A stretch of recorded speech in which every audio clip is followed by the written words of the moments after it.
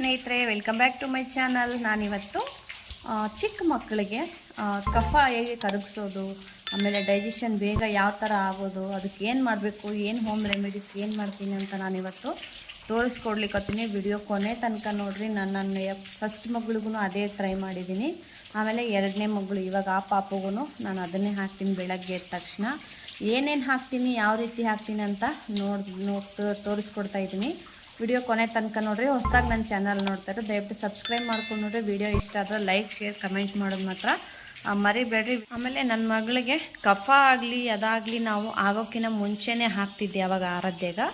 ಇವಾಗೇನೋ ಮಳೆಗಾಲ ಸ್ಟಾರ್ಟ್ ಆಯಿತು, ಇನ್ನು ಅದು ಏನಾಗುತ್ತೆ ಅಂದರೆ ಕಫ ಆಗಲೇ ಇದಾಗಿರ್ತದೆ. ಇಷ್ಟು ದಿವಸ ಬೇಸಿಗೆ ಇತ್ತು, ಇವಾಗ ಚಳಿ ಇರ್ತಾ ಕಫ ಗಟ್ಟದ, ಗಂಟ್ಲೆಲ್ಲ ಗುಸ್ಗುಸ್ ಅನ್ನೋಕ್ಕೆ ಸ್ಟಾರ್ಟ್ ಆಗುತ್ತಾ. ಅದೆಲ್ಲ ಆಗಬಾರ್ದು ಅಂತ ನಾನು ಮಗಳಿಗೆ ಹಾಕ್ತಾಯಿದ್ದೀನಿ. ಅದನ್ನು ನಿಮ್ಮ ಜೊತೆ ಶೇರ್ ಮಾಡ್ಕೊತೀನಿ. ನಿಮ್ಮದು ಪಾಪುಗಳಿಗೆ ಮನೆಯಲ್ಲಿರೋ ಕಫ ಏನಾದ್ರು ಗಡ್ತಂದ್ರೆ ಸಿರಪ್ಪು ಅದು ಹಾಕೋ ಬದಲು ಇದನ್ನು ಹಾಕಿದ್ರೆ ಬೇಗ ಕಡಿಮೆ ಆಗ್ತದೆ. ನಾನು ನೆಕ್ಸ್ಟು ಕೆಮ್ಮಿಗೆ ಅದಕ್ಕೆಲ್ಲ ನಾನು ನೆಕ್ಸ್ಟ್ ಇನ್ನೊಂದು ವಿಡಿಯೋ ಮಾಡ್ತೀನಿ. ಇದು ಸದ್ಯಕ್ಕೆ ಕಫ ಕಟ್ಟೋದು ಮತ್ತು ಇವಾಗ ನಾವೇನಾದರೂ ತಿಂದಾಗ ಪಾಪು ಹೊಟ್ಟೆ ನೋಯ್ತಾ ಇರ್ತಲ್ಲ, ಅದೆಲ್ಲ ಆಗಬಾರ್ದು ಅಂತ ನಾನು ಈ ಸಿರಪ್ ಹಾಕ್ತೀನಿ, ಅಂದರೆ ಈ ಹೋಮ್ ರೆಮಿಡೀಸ್ ಹಾಕ್ತೀನಿ. ಅದು ಯಾವ ರೀತಿ ಹಾಕ್ತೀನಿ ಅಂತ ಬರೀ ವಿಡಿಯೋ ಸ್ಟಾರ್ಟ್ ಮಾಡೋಣ. ಫ್ರೆಂಡ್ಸ್ ನೋಡಿರಿ, ನಮ್ಮ ಮನೆಯಲ್ಲೇ ಬೆಳೆದ ಹಾಗಲಕಾಯಿ ಒಂದು ಎಲೆ ತೊಗೊಂಡಿದ್ದೀನಿ. ಹಾಗಲಕಾಯಿ ಎಲೆ ಕಫ ಕರಗ್ಸೋಕೆ ಭಾಳ ಇಂಪಾರ್ಟೆಂಟ್. ಆಮೇಲೆ ಇದು ನೋಡಿರಿ, ಬೇವಿನ ಎಲೆ ಇರುತ್ತಲ್ಲ, ಚಿಗುರು ಎಲೆನಾದ್ರೂ ತೊಗೋಬೋದು, ಚಿಗುರು ಆದರೂ ಇನ್ನೂ ಒಳ್ಳೆಯದೇ. ಚಿಗುರು ತೊಗೊಂಡಿದ್ದೀನಿ. ಆಮೇಲೆ ಎಲ್ಲರ ಮನೆಯಲ್ಲಿರುವಂತಹ ತುಳಸಿ, ಬೇವಿನ ಎಲೆ ಸಿಗಲಿಲ್ಲ ಅಂದರೆ ತುಳಸಿನ 2 ಎಲೆನ ತೊಗೋಬೇಕು.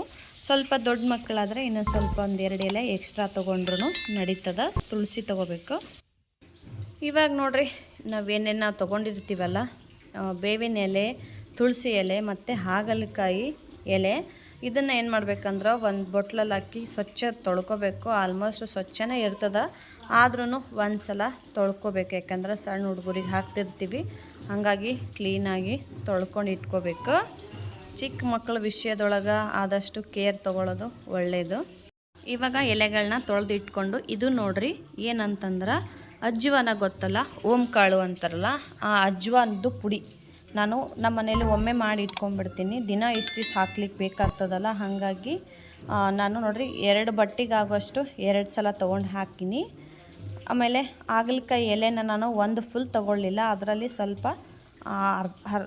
ಅರ್ಧಕ್ಕಿಂತ ಕಮ್ಮಿ ತೊಗೊಂಡಿನಿ. ಆಮೇಲೆ ತುಳಸಿ ಎಲೆ ಮತ್ತು ಬೇವಿನ ಎಲೆ, ಇದನ್ನೇನಂತಂದ್ರೆ ಈ ಥರ ಫೋಲ್ಡ್ ಮಾಡಿ ಒಂದೇನಾದರೂ ಗುಂಡು ಇಲ್ಲ ಬೆಳ್ಳುಳ್ಳಿ ಕುಟ್ಟೋದಿರುತ್ತಲ್ಲ, ಅದನ್ನು ತೊಗೊಂಡು ಸ್ವಲ್ಪ ಜಜ್ಕೋಬೇಕು. ಅಂದ್ರೆ ಅದೇನು ಎಲೆಗಳದ್ದು ರಸ ಬಿಡೋ ತನಕ ಒಂದು ಸ್ವಲ್ಪ ಜಜ್ಕೊಂಡು, ಕಾಯ್ದು ಆರಿಸಿದ ನೀರು ಇರ್ತದಲ್ಲ, ಆ ಕಾಯ್ದು ಆರಿಸಿದ ನೀರು ಒಳಗೆ ಈ ಥರ ಅದ್ದಿ ಹಿಂಗೆ ಹಿಂಡ್ಕೋಬೇಕು. ಅಂದ್ರೆ ಅದ್ರ ರಸ ಎಲ್ಲ ಬಿಡೋ ಥರನ ಈ ಥರ ಮಾಡ್ಕೋಬೇಕು. ಆಮೇಲೆ ಒಂದು ವೈಟ್ ಬಟ್ಟೆ ತೊಗೊಂಡು, ಬಟ್ಟೆ ಕ್ಲೀನಾಗಿರಬೇಕು, ಅದ್ರೊಳಗೆ ನೋಡಿರಿ ಈ ಥರ ಎಲ್ಲ ಮಾಡಿ ಸ್ವಲ್ಪ ಹಿಂಗೆ ಹಿಂಡ್ಬಿಟ್ರೆ ಅದು ಏನಾಗುತ್ತೆ ಅಂದ್ರೆ ರಸ ಬಿಡ್ತದೆ. ಅದನ್ನು ತೊಗೊಂಡ್ಬಿಟ್ಟು ಹಾಕೋದು. ಆದಷ್ಟು ಬಟ್ಟೆ ಕ್ಲೀನಾಗಿದ್ರೇ ಒಳ್ಳೆಯದು. ನೋಡಿರಿ, ಈಗ ಇಷ್ಟು ರಸ ಬಂತು. ಇಷ್ಟು ಹಾಕಕ್ಕೆ ಹೋಗ್ಬೇಡ್ರಿ, ಭಾಳ ಇದಿರ್ತದೆ. ಯಾಕಂದ್ರೆ ಕಹಿ ಇರ್ತದೆ ಎಲ್ಲ ಪದಾರ್ಥನೂ. ಬೇವಿನ ಎಲೆ ಆಮೇಲೆ ಹಾಗಲಕಾಯಿ ತಪ್ಪಲ ಕಹಿ ಇರ್ತದೆ, ಸ್ವಲ್ಪ ನೋಡಿ ಹಾಕೋಬೇಕು. ನೋಡಿರಿ, ಇದೇನು ಔಷಧಿ ಹಾಕೋದಿರ್ತದಲ್ಲ, ಇದರಲ್ಲೇ ಒಂದು ತೊಗೊಂಡ್ರೆ ಸಾಕಾಗ್ತದೆ. ಸ್ವಲ್ಪ ದೊಡ್ಡ ಮಕ್ಕಳು ಒಂದು 6 ತಿಂಗಳು 5 ತಿಂಗಳು ಈ ಥರ ಇದ್ದವ್ರಿಗೆ 2 ಹಾಕ್ಬೋದು. ನಾನಿಲ್ಲಿ ಒಂದೇನು ಫುಲ್ ಒಂದು ಇರುತ್ತಲ್ಲ, ಅದನ್ನು ತೊಗೊಂಡಿದ್ದೀನಿ. ನೋಡಿರಿ, ಇವಾಗ ಹಾಕ್ಲಿಕ್ಕತ್ತೀನಿ ನನ್ನ ಪಾಪುಗೆ. ನಮ್ಮ ಪಾಪು ಇವಾಗ 2 ತುಂಬಿ 3ಕ್ಕೆ ಬಿದ್ದದ, 3 ತಿಂಗಳು ನಡೀಲಿಕ್ಕತ್ತದ ಇವಾಗ.